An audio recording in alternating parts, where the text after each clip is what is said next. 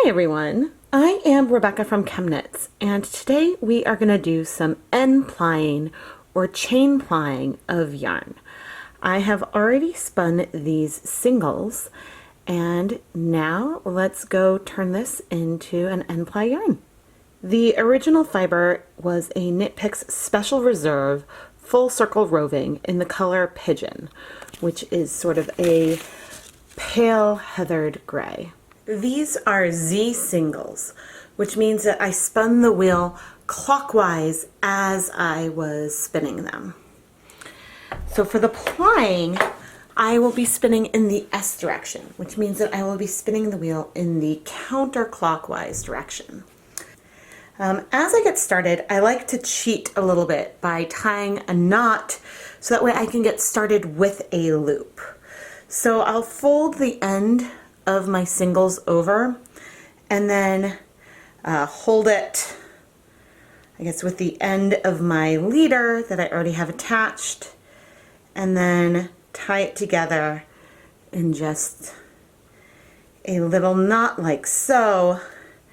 And I find that this just helps kind of get things started as I am spinning.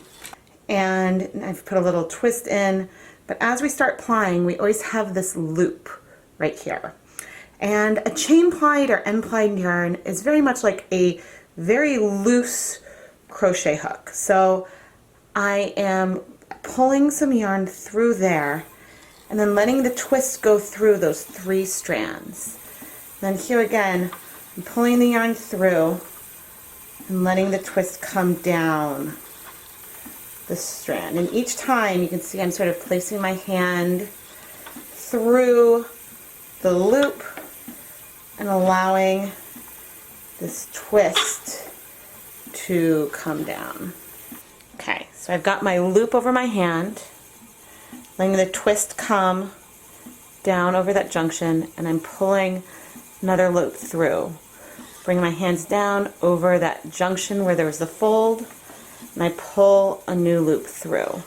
So you can see I always keep one hand in the loop, reach in, and pull more yarn through. Keep the hand on the loop, reach in, and pull the yarn through. I think that maybe it would have been better if I was using an example where I had some colored yarn so you could see the difference between the different parts, but let me stop for a second. So when I'm talking about the junction, there's this spot right here where the strands are looped together.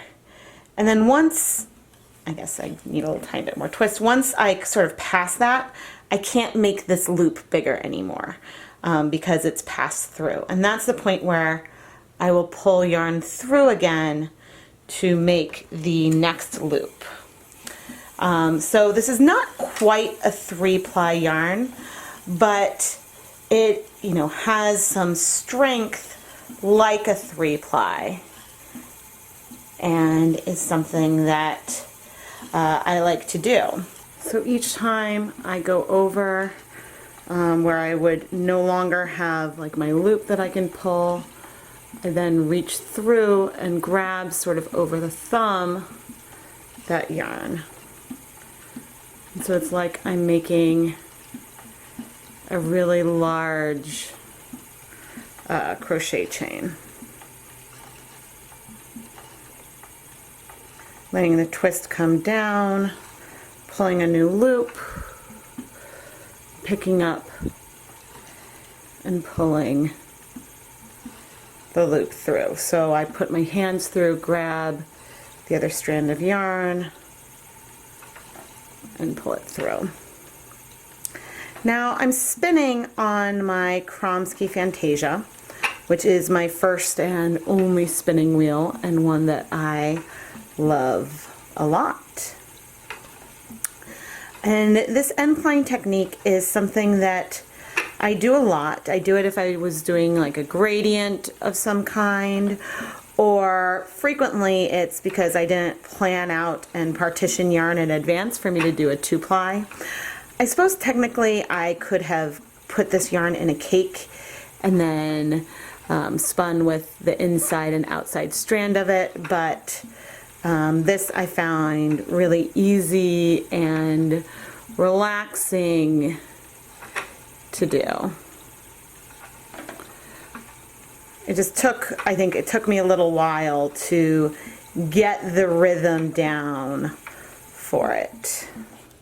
When it comes to where this join, where it, like the loops fold over themselves, you can see it. And if your singles are a little thick and thin, then you can feel it as well.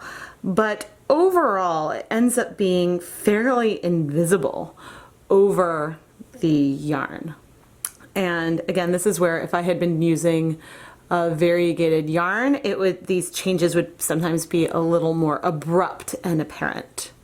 All right, I want to give a little close-up on my hands as I go over what I'm calling these junctions, and that's where the yarn folds over itself. You can feel it a little bit as you're spinning. I like to help guide the twist down the yarn, and I find that especially helpful here because it allows me to pull up a new loop without things getting overly twisted or tangled as I am spinning. So yeah, just sort of, oh, and there's one that you can see really well because of the like width difference. I'm sure that you could adjust that placement to make them a bit more subtle, but I like all these imperfections in my hand spun. Here we have the final N-Plied yarn. So again, this is my favorite method of plying when I didn't necessarily plan that I wanted to do a plied yarn at the beginning.